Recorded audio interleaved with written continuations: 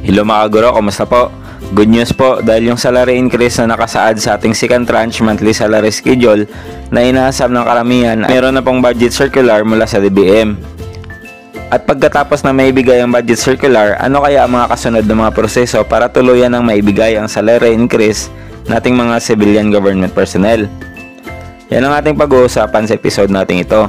Pero bago natin simulan yan sa muli, akin kayong inaanyayaan na kung hindi pa kayo nakasubscribe sa ating YouTube channel, ay mag-subscribe na po at paki-follow na rin ang ating Facebook page. Saan ko ba yan mga kaguro? Marami pong salamat. Nitong January 20 nga ay naglabas na ang DBM ng budget circular para sa guidelines at rules and regulations para tuluyan ng ma-implement ang second tranche ng salary increase ng mga civilian government personnel. Ito ay ang National Budget Circular number 597. Ayon sa budget circular na ito na ang salary increase ay ang second tranche na implementation na nagsimula na nitong January 1 pa.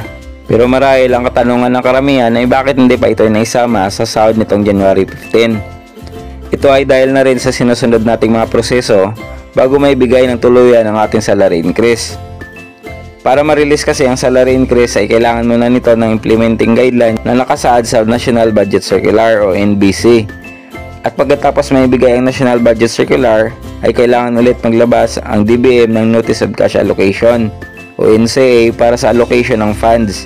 At ang kasunod naman nito ay ang pagbibigay ng Special Allotment Release Order o SARO para tuluyan ng maibigay ang pondo sa iba't ibang mga government agency. At mula sa ating agency ay mayroon pa pong mga proseso na sinusunod natin na makikita natin sa ating screen.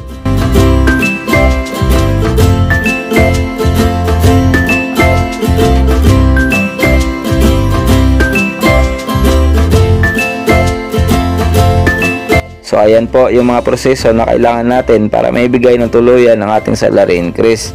So hopefully maihabol po ito this January. So hanggang dito na lang muna mga guro. Salamat po sa panonood.